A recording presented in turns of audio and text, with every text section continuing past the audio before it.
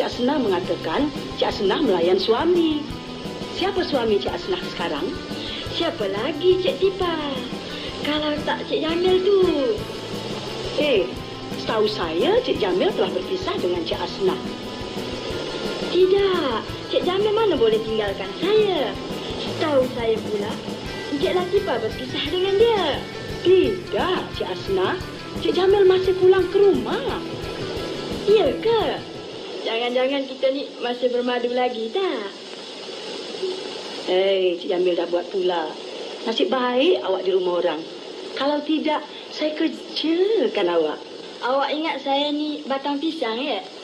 Sebelum awak kerjakan saya korek biji mata awak. Sedapnya.